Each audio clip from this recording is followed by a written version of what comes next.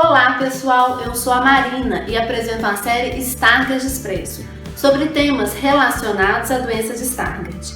No último vídeo eu falei sobre a acuidade visual e no vídeo de hoje, o vídeo 6, nós vamos entender quem é considerado deficiente visual nos termos da lei. Então, qual ou quais as leis trazem os critérios para a definição de deficiente? As leis que trazem esses critérios são as seguintes. Em primeiro lugar, o Decreto 6.949, de 25 de agosto de 2009, que promulga a Convenção Internacional sobre os Direitos da Pessoa com Deficiência e seu protocolo facultativo, ou Convenção de Nova York. A Lei 13.146, de 6 de julho de 2015, que institui a Lei Brasileira da Pessoa com Deficiência, Estatuto da Pessoa com Deficiência ou Lei de Inclusão. Esse decreto e essa lei trazem os critérios hoje vigentes e válidos para a definição de pessoa com deficiência. No entanto, ainda é comum a referência ao Decreto 3.298 de 1999, com suas alterações pelo Decreto 5.296 de 2004. Isso pode gerar alguma confusão, então vamos por partes. O que traz o Decreto 3.298 com suas alterações pelo Decreto 5.296? Esse decreto, com suas alterações, institui a Política Nacional para a Integração da Pessoa com Deficiência e estabelece: Artigo 4. É considerada pessoa portadora de deficiência a que se enquadra nas seguintes categorias. 3. Deficiência visual. Cegueira, na qual a acuidade visual é igual ou menor que 0,05 no melhor olho com a melhor correção óptica. A baixa visão, que significa a acuidade visual entre 0,3 e 0,05 no melhor olho com a melhor correção óptica. Os casos nos quais a somatória da medida do campo visual em ambos os olhos for igual ou menor que 60 graus, ou a ocorrência simultânea de quaisquer das condições anteriores. Explicamos que a acuidade visual de 0,05 é o mesmo que a acuidade 20/400 e a acuidade visual 0,3 é igual a 20/60.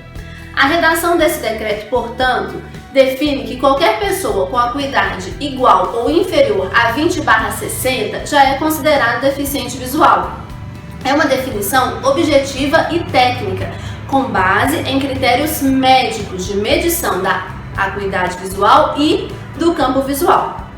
Esse entendimento, porém, não é mais válido. O que vigora hoje é o que está na Convenção de Nova York e na Lei de Inclusão. Lembramos ainda que o termo pessoa portadora de deficiência já está ultrapassado. Então, o que traz a Convenção de Nova York e a Lei de Inclusão?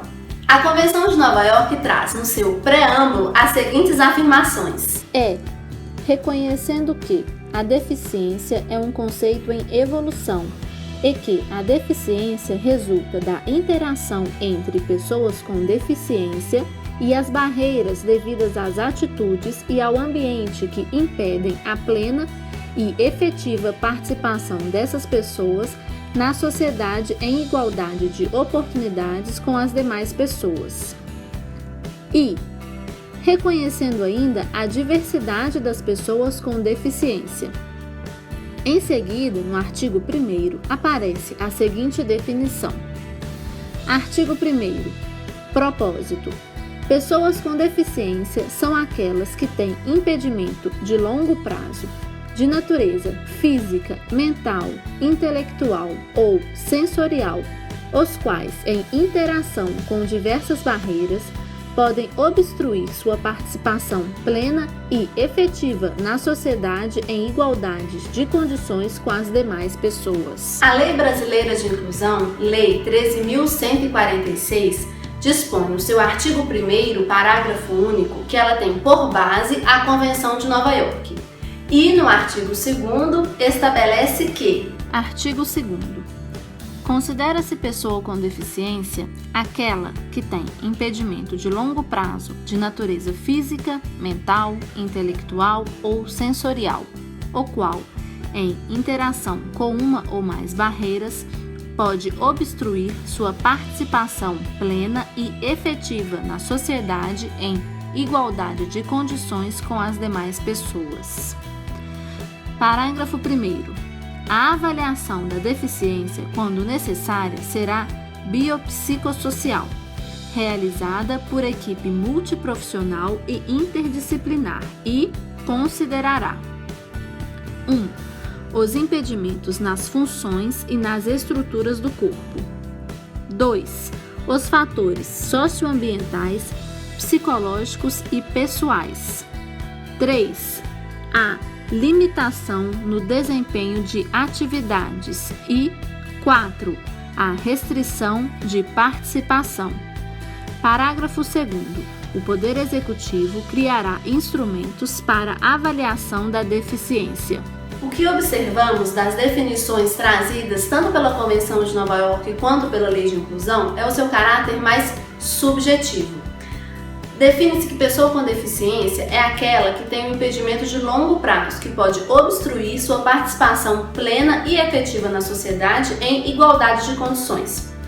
Segundo o procurador Maurício Maia, em seu artigo O Novo Conceito de Pessoa com Deficiência e a Proibição do Retrocesso, o novo conceito não é unicamente médico e prioriza a dimensão social. O núcleo da definição, então, reside na interação da pessoa com a sociedade. Segundo o procurador, a deficiência não é mais assim vista como algo intrínseco à pessoa, como pregavam as definições puramente médicas. A deficiência está na sociedade, não na pessoa. Mas então, qual dos critérios, objetivo ou subjetivo, é válido? O que devo considerar? O que mudou? Hoje, o que é válido é o critério mais subjetivo, que está na Convenção de Nova York e na Lei de Inclusão. A diferença é que o conceito que era antes médico, técnico e objetivo modificou-se e hoje prioriza a dimensão social. A definição de pessoa com deficiência aparece na sua relação com a sociedade. Se a pessoa tem um impedimento de longo prazo que lhe traz dificuldade de interação social, essa pessoa é considerada deficiente. Mas, se esse impedimento não lhe traz dificuldade de interação social, ela não é considerada deficiente pela nova legislação. É importante lembrar que o legislador não pode atuar no sentido de restringir direitos. Desse modo, a nova legislação é ampliativa de direitos. Está ainda previsto no artigo 4 da Convenção de Nova York a proibição do retrocesso.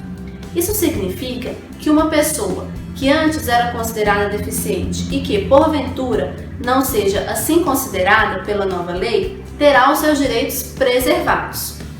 Um detalhe importante trazido pela Lei de Inclusão é a diferença entre pessoa com deficiência e pessoa com mobilidade reduzida.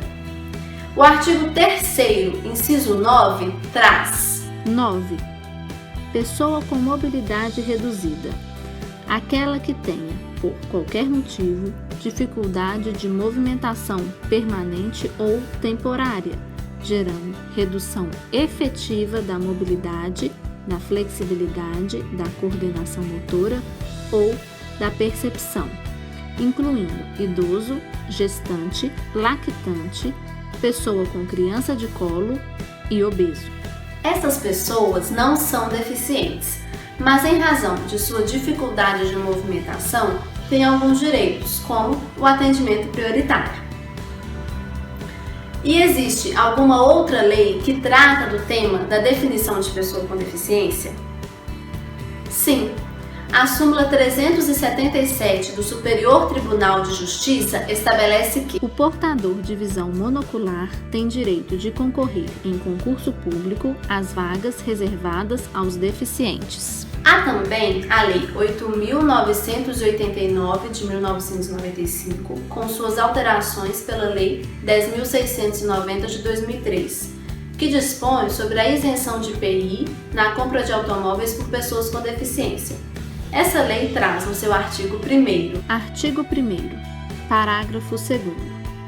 Para a concessão do benefício previsto no artigo 1º, é considerada pessoa portadora de deficiência visual aquela que apresenta acuidade visual igual ou menor que 20/200, tabela de Snellen, no melhor olho após a melhor correção, ou campo visual inferior a 20 graus, ou ocorrência simultânea de ambas as situações. Uma observação importante é que na redação original do Decreto 3.298, aquele que mencionamos primeiro, considerava-se deficiente visual a pessoa que tinha acuidade igual ou inferior a 20/200.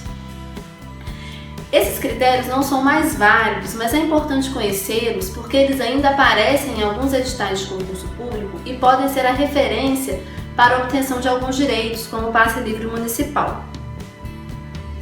Bom, resumindo, o critério hoje válido para a definição de pessoa com deficiência é mais subjetivo e abrangente.